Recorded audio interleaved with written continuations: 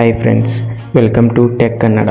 ಇಂದು ನಾವು ಫೋನ್ ಬ್ಯಾಟ್ರಿಯನ್ನು ಯಾವ ಥರ ಲಾಂಗ್ ಲೈಫಾಗಿ ಯೂಸ್ ಮಾಡ್ಬೋದು ಮತ್ತು ಅದನ್ನು ಯಾವ ಥರ ಉಳಿಸ್ಕೋಬೋದು ಎಂದು ನೋಡೋಣ ಬನ್ನಿ. ಇದನ್ನು ಮಾಡಲು ನಮಗೆ 5 ಟಿಪ್ಸ್ಗಳಲ್ಲಿ, ಅದರಲ್ಲಿ ಮೊದಲಾಗಿ reducer screen brightness. Mobile screen brightness 50% ಕೆಳಗೆ ಇಟ್ಟರೆ ಚಲೋ. ಮತ್ತು ಅದೇ ರೀತಿಯಾಗಿ ಆಟೋ ಬ್ರೈಟ್ನೆಸ್ ಮೋಡನ್ನು ಯೂಸ್ ಮಾಡ್ಬೋದು. ಮತ್ತು ಇದರಲ್ಲಿ ಡಾರ್ಕ್ ಮೋಡ್ ಎಂದು ಒಂದು ಬಟನ್ ಇರುತ್ತೆ, ಅದನ್ನು ಪ್ರೆಸ್ ಮಾಡಿ ಅದು ಯೂಸ್ ಮಾಡಿದರೆ ಬ್ಯಾಟ್ರಿ ಸೇವ್ ಆಗುವ ಸಾಧ್ಯತೆಗಳು ಹೆಚ್ಚಾಗುತ್ತದೆ. ನೆಕ್ಸ್ಟ್ ಸ್ಟೆಪ್ ಹೇಳಬೇಕಂದ್ರೆ close up background apps. Means ಇಲ್ಲಿ ಹೇಳಬೇಕಂದ್ರೆ ಈಗ ನಾವು ಕಂಟಿನ್ಯೂ ಫೋನ್ ಯೂಸ್ ಮಾಡುವಾಗ ಒಂದೊಂದು ಆ್ಯಪ್ ಯೂಸ್ ಮಾಡ್ತಾ ಇರೋದಿಲ್ಲ, ಅದಾಗಿಯೂ ಅದು ಬ್ಯಾಕ್ಗ್ರೌಂಡಲ್ಲಿ ಬ್ಯಾಟ್ರಿಯನ್ನು ಡ್ರೈನ್ ಮಾಡ್ತಾ ಇರುತ್ತದೆ.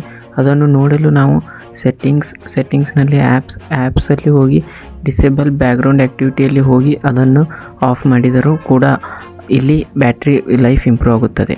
ನೆಕ್ಸ್ಟ್ ಟಿಪ್ಸ್ ಬಂದುಬಿಟ್ಟು turn off data, wifi, GPS.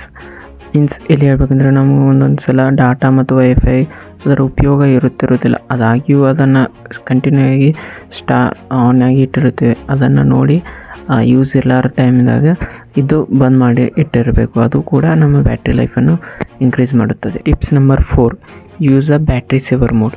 Means ಹೇಳ್ಬೇಕಂದ್ರೆ ನಮ್ಮ ಫೋನ್ ಸೆಟ್ಟಿಂಗ್ನಲ್ಲಿ ಒಂದು ಮೋಡ್ ಇರುತ್ತೆ, ಬ್ಯಾಟ್ರಿ ಸೇವರ್ ಮೋಡ್. ಮೀನ್ಸ್ ಈಗ ಸ್ವಲ್ಪ ಚಾರ್ಜ್ ಇದ್ದಾಗ ನಾವು ಲಾಂಗ್ ಲೈಫಾಗಿ ಯೂಸ್ ಮಾಡಬೇಕಂದ್ರೆ ಬ್ಯಾಟ್ರಿ ಸೇವರ್ ಮೋಡ್ ಆನ್ ಮಾಡ್ಕೊಂಡು ಲಾಂಗ್ ಲೈಫಾಗಿ ಯೂಸ್ ಮಾಡ್ಕೋಬೋದು. ಇದ್ರೂ ಕೂಡ ಬ್ಯಾಟ್ರಿ ಲೈಫ್ ಹೆಚ್ಚಾಗುತ್ತದೆ ಮತ್ತು ಎಕ್ಸ್ಟ್ರಾ ಟೈಮ್ ಸಿಗುತ್ತದೆ. ಲಾಸ್ಟ್ ಟಿಪ್ಸ್ ಅಂದರೆ ಯೂಸ್ ಅ ಒರಿಜಿನಲ್ ಚಾರ್ಜರ್.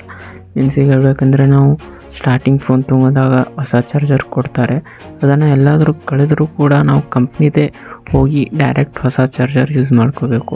ಅದನ್ನ ಬಿಟ್ಟು ಯಾವುದಾದ್ರೂ ಚೀಪ್ ಕ್ವಾಲಿಟಿಯ ಚಾರ್ಜರ್ಸ್ ಯೂಸ್ ಮಾಡಿದರೂ ಕೂಡ ಬ್ಯಾಟ್ರಿ ಲೈಫ್ ಹಾಳಾಗುವ ಸಾಧ್ಯತೆ ಹೆಚ್ಚಾಗಿರುತ್ತದೆ.